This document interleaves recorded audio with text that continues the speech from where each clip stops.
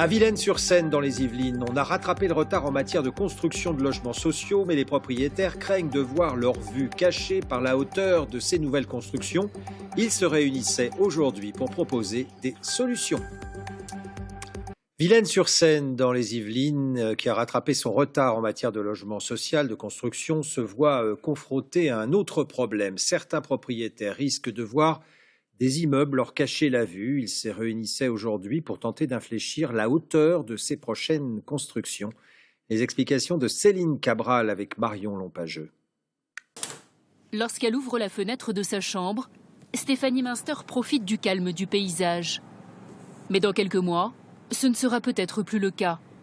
Le terrain qui jouxte son jardin vient d'être préempté par la préfecture. Il va y avoir donc des logements sociaux qui vont être construits à la place.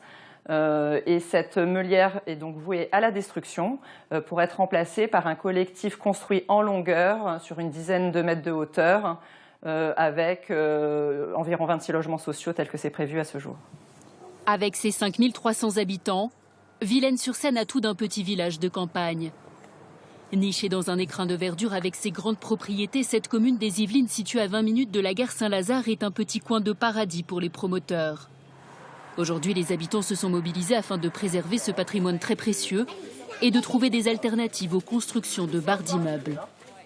C'est la création de maisons partagées, puisqu'on a des grandes demeures à Villaines qui sont historiques, qui ont une qualité architecturale incroyable et il faut la conserver. Et je pense que c'est surtout par la densification douce qu'on va y arriver. Villaines-sur-Seine vient tout juste de rattraper son retard en matière de logement social.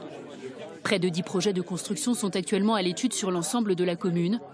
Et face à toutes ces injonctions, le maire est impuissant. À partir du moment où le promoteur est conforme au PLUI, qu'est-ce que vous voulez qu'on fasse? Alors on peut faire politiquement un coup politiquement en disant on refuse le permis de construire. Qu'est-ce qui se passera? Eh bien, il y aura un recours.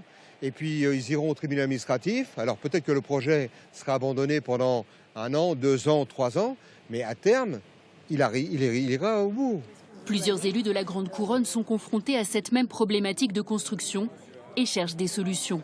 Il faut qu'on arrive à travailler sur comment on peut circuler, vivre en bonne intelligence et comment ces projets-là peuvent s'intégrer. Villaines-sur-Seine n'est pas un cas isolé.